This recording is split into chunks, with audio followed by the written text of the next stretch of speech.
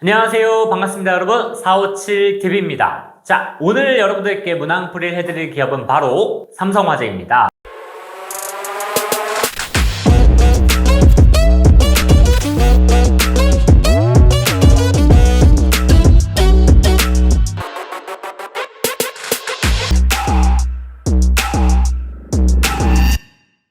여러분들이 보험사에 대한 깊은 관심을 가지고 있다는 얘기를 좀 제가 들었습니다. 그래서 여러분들께 보험사에 대해서 또 보험업계에 대해서 좀 많은 설명을 드려야겠다라는 생각에 이렇게 삼성화재 문항풀이를 찾아뵙게 됐는데요. 삼성화재의 전략도 중요하지만 사실 보험사 자소서를 쓰실 때는 그 보험업계에 대한 고민과 또 이해가 필요합니다. 왠지는 뒤에서 한번 보시면 아실 텐데 사실 여러분들이 보험 상품이란 걸 좀 알기가 어려워요. 왜냐하면 여러분들은 아직 소득이 없기 때문에 내가 어떤 생명보험이든 손해보험이든 보험 상품을 따로 가입할 일이 별로 없고요. 또 보통 누가 가입을 많이 해주나요? 부모님들이 많이 가입을 해줘요. 그렇기 때문에 여러분들이 이 보험업계와 친해지거나 뭐 접점을 가질 만한 일이 별로 없습니다. 그래서 이 보험 상품이란 게 뭔지는 알지만 이 보험업계에 대해서 사실 깊게 생각해 보긴 좀 어렵거든요. 그래서 제가 여러분들의 이해를 좀 도모하고자 업계에 대한 좀 분석을 설명해드리면서 문항을 좀 설명드려 보도록 하겠습니다. 제가 오늘 가져온 문항은 바로 1번 항목이죠. 지원한 이유 뭔가요? 네, 지원 동기죠. 지원한 동기와 이루고 싶은 꿈, 우아한 단어지만 입사 후 포부를 묻고 있습니다. 이렇게 두 가지를 묻고 있는데요. 자, 여러분들 삼성화재 지원 동기 작성하실 때 가장 중요한 건요, 삼성화재의 장점을 나열하는 것이 아닙니다. 삼성화재의 장점을 나열할 필요가 없어요. 왜냐하면 삼성화재의 장점도 중요하지만 내가 보험업을 선택한 이유, 그리고 이 보험업에서 이루고 싶은 목표를 얘기하는 게 더 중요해요. 왜냐하면 사실 삼성화재라든지 한화손해보험이라든지 뭐 현대해상이라든지 사실은 뭐 전략과 방향성에서 조금 차이가 날 수 있지만 사실 상품이나 이런 것들 보면 대동소이합니다. 그렇기 때문에 어떤 삼성화재만의 로열티를 찾기는 굉장히 어려울 거예요. 그래서 보험업에 대한 고민이 필요하고, 또 여러분들께 드리고 싶은 말씀은 이 보험업을 접근하실 때 단순히 그냥 보험업이 무엇이구나 접근하는 것이 아니라 여러분들이 지원하시는 직무적 관점에서 접근하는 것이 필요합니다. 이 직무적 접근이 왜 필요하냐면요, 직무별로 해야 될 이야기가 다르기 때문이에요. 어떻게 다르냐면요, 제가 미리 맛보기로 좀 보여드리면, 자, 영업관리에서는 재판분리 현상에 대한 얘기가 나와줘야 되고, 디지털 같은 경우는 플랫폼 전략이라든지 아니면 이 헬스케어 사업에 대한 이야기가 좀 나와줘야 됩니다. 그리고 이 상품 개발 쪽에서는 IFRS 17의 도입에 따라서 이 바뀔 내용들을 좀 얘기를 해주셔야 되고, 그에 따라 지금 보험이 이 저축성 보험이나 이런 게 아니라 재산보험으로 넘어가고 있는 상황도 나와줘야 됩니다. 그리고 자산 운용도 이 IFRS 17에 대한 얘기가 나와줘야 되죠. 여러분들이 IFRS 17이 뭔지 알다 보면 이 얘기를 왜 이 직무들을 해줘야 될까라는 것들을 충분히 이해하실 수가 있습니다. 제가 한번 업계에 대한 설명을 좀 드려볼게요. 자, 먼저 IFRS 17에 대해서 먼저 설명을 드리면, 자, IFRS 17이 2023년도에 도입이 되었거든요. 근데 이 도입 이전에 먼저 한번 생각해 볼 내용이 있어요. 뭐냐면 보험 산업이 매력적인 이유. 이게 왜 갑자기 IFRS 17 얘기다 보험 산업에 대해서 얘기를 하는 거지? 하는데 이걸 먼저 알아야 됩니다. 이 매력적인 이유를 먼저 파악을 해보면, 자, 보험 산업은 엄청난 현금 흐름을 보유하고 있습니다. 왠지 아세요, 여러분들? 보험이란 게 뭔가요? 여러분들이 살면서 어떤 위기나 위험이 닥쳤을 때 그때를 대비하기 위한 게 바로 보험 상품이에요. 그렇기 때문에 여러분들이 딱 보험을 가입을 하시죠? 예를 들면 여러분들이 5만원짜리 보험을 들었다 할게요. 그러면 이제 매달 월마다 5만원씩을 여러분들이 납입을 하는 거예요. 그러면 여러분들 이 돈 적금처럼 뭐 1년 만기, 2년 만기 이런 게 있는 게 아니라 보통 20년 만기, 30년 만기 막 이렇거든요. 그러면 여러분들 요 보험을 가입을 했을 때 여러분들이 이 보험을 당장 타나요? 이 보험금을 당장 수령하나요? 아니죠. 특히 삼성화재는 손해보험이기 때문에 여러분들이 어떤 재산에 손해가 발생했다든지 갑자기 뭐 지진이 일어나서 내가 뭔가 망가졌다든지 아니 불탔다든지 등등 여러분들의 재산상 손해가 발생했을 때 그 보험금으로 도움을 받는 게 바로 이 보험 상품입니다. 그렇기 때문에 뭐예요? 위기가 발생해야 이 돈이 기업에게서 나가는 거예요. 여러분들에게 그 돈을 주는 거죠. 그렇다 보니 이 보험사 입장에서는 매달 보험료가 이 통장에 차곡차곡 쌓이는 거예요. 차곡차곡 쌓아놨다가 여러분들 나중에 위기 딱 발생했을 때 그때 자 이거 너 도움되길 바래 하면서 그때 보험금을 주는 겁니다. 그러니까 뭐예요? 계속 고간에 돈을 쌓는 거죠. 여러분들이 큰 사고만 없다면요. 뭐 예를 들면 여러분들이 교통사고가 났다든지 불이 났다든지 뭔가 무너졌다든지 이런 진짜 재산상의 손해가 발생하지 않는 이상은 돈이 나갈 일이 없기 때문에 기업의 통장에는 돈이 쌓이게 돼요. 그러면 엄청난 현금 흐름이 생기겠죠. 그리고 또 뭐예요? 아까 말씀드린 것처럼 선수익. 봐봐요. 이 보험사 입장에서는 통장에 계속 돈이 쌓입니다. 먼저 수익이 발생합니다. 그리고 뭐예요? 여러분들 나중에 뭔가 문제가 터졌을 때 그때 여러분들에게 보험을 주기 때문에 그때 비용으로 나가잖아요. 이렇게 먼저 돈이 보험료 들어온 게 수익으로 인식이 되고 그 다음에 여러분들에게 보험료를 줄 때 비용으로 인식이 되기 때문에 재무제표 상태에서도 여러분들이 딱 보험이 계약 체결되는 순간 굉장히 보험사의 자산 구조는 유리해집니다. 그리고 경영 위험을 공시하지 않아도 됩니다. 뭐냐 하면 자 여러분들 이 보험 상품에서 오는 것이 다 특징인데 자 여러분들이 위험이 발생해야만 이제 그때 보험 상품에 대한 보험금이 나간다 했죠. 그렇기 때문에 사실 이거는 다 미래를 대비하는 상품인 거예요. 보험은. 여러분들이 오늘 딱 가입한 그 순간부터 이제 앞으로 일어날 일, 앞으로 일어날 위기들을 대비하기 위한 게 바로 보험 상품이거든요. 근데 여러분들 우리가 앞으로 미래에 어떤 일이 일어날지 모르잖아요. 그리고 보험사 입장에서도 이 여러분들에게 보험을 줄 때까지 예를 들면 갑자기 금리가 막 오르거나 내릴 수도 있고요. 환율이 급격하게 변동할 수도 있고요. 아니면 뭐 갑자기 경제 위기가 올 수도 있고요. 그쵸? 등등 이 경제나 경영 환경상에서 발생할 수 있는 다양한 리스크들이 있어요. 왜요? 그런 것들이 발생하기 때문이죠. 그래서 이러한 경영 위험들이 있는데 이런 것들을 딱히 공시하지 않아도 됩니다.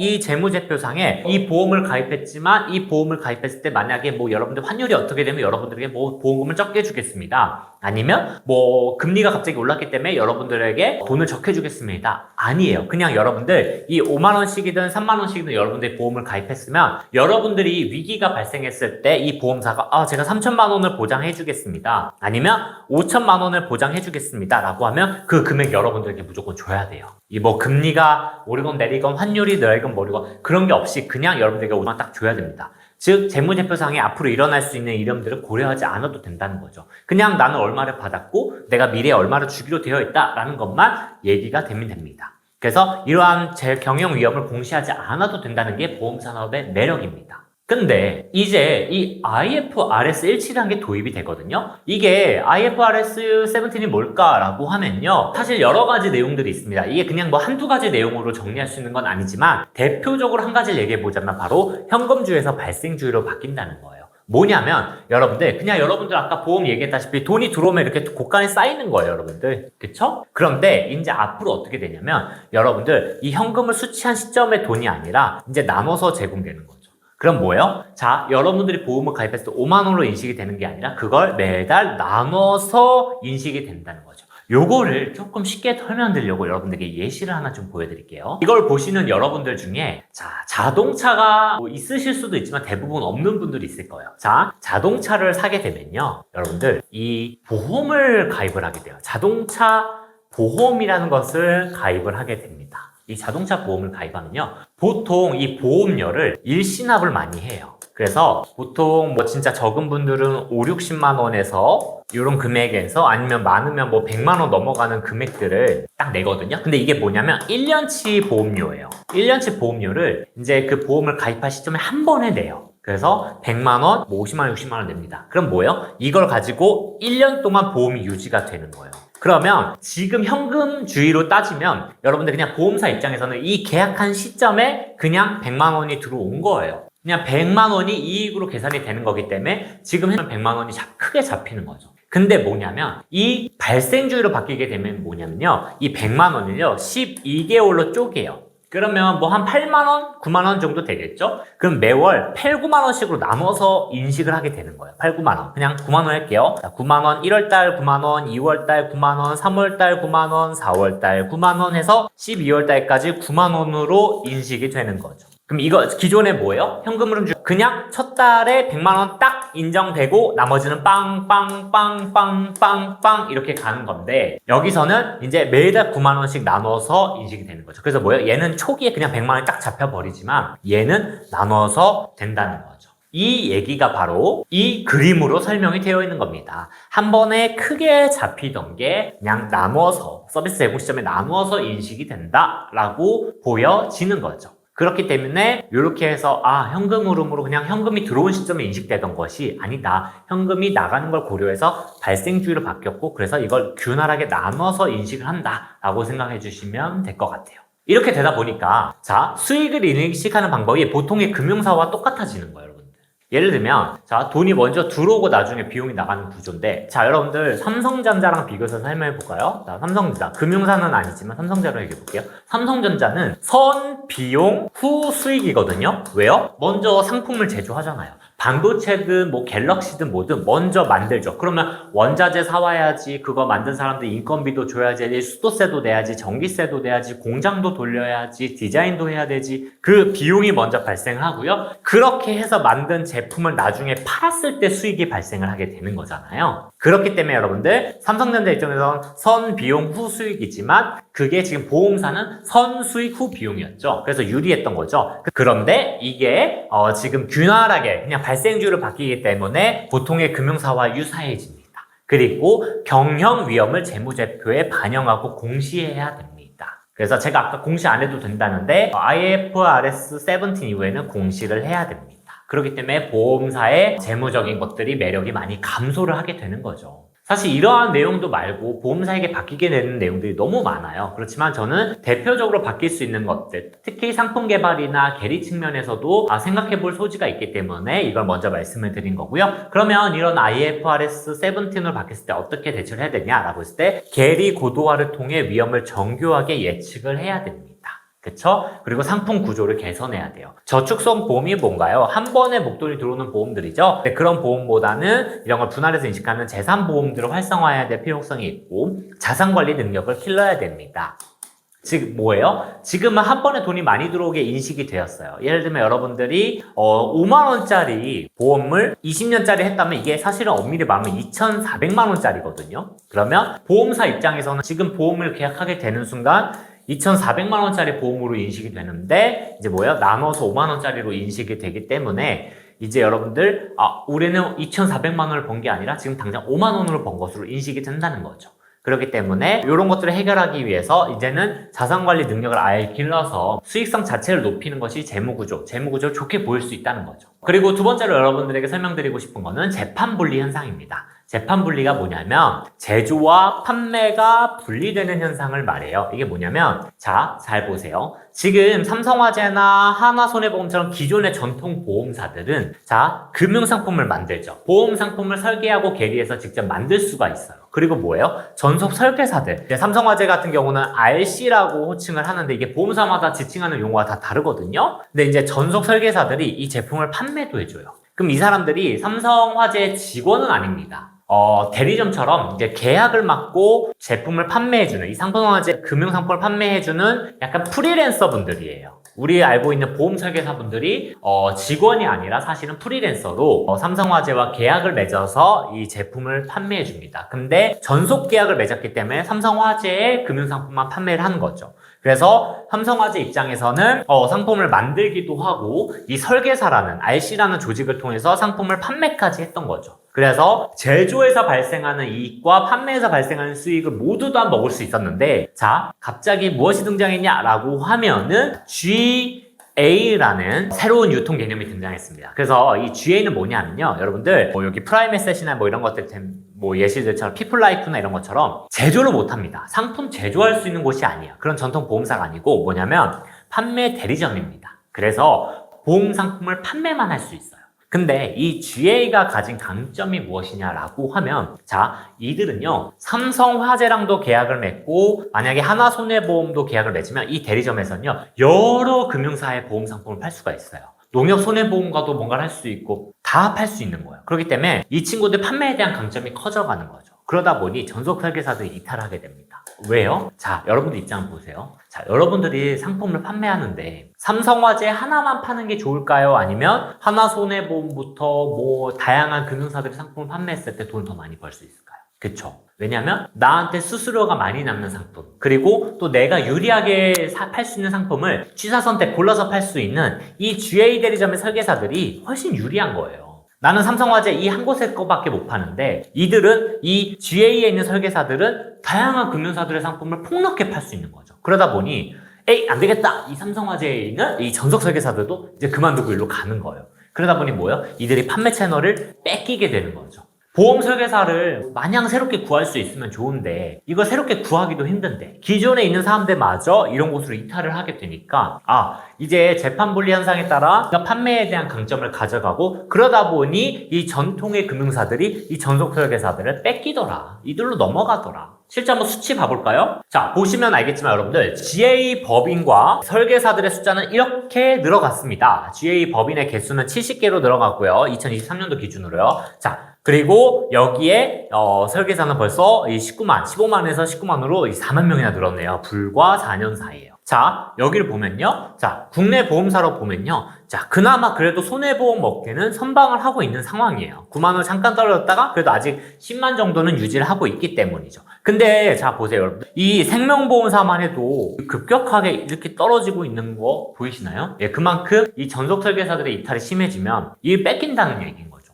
그리고 실제로 보시면 알겠지만 손해보험사도 2022년도에 한번 휘청거릴 뻔했어요. 지금 9만까지 떨어졌다가 다시 회복을 하긴 했는데 이렇게처럼 지금 전속 설계사들이 이탈할 수 있는 우려가 있다는 거죠. 보험사 입장에서는 고민이 되는 겁니다. 그럼 뭐요? 이들을 뺏기지 않기 위해서 수수료도 높여줘야 되고 뭐 혜택도 더 제공해야 되고 프로모션도 더 많이 열어야 되고 하기 때문에 보험사 입장에서는 비용이 증가하는 거예요. 이 GA들과 싸움에서 이 설계사들을 뺏기지 않기 위해서요.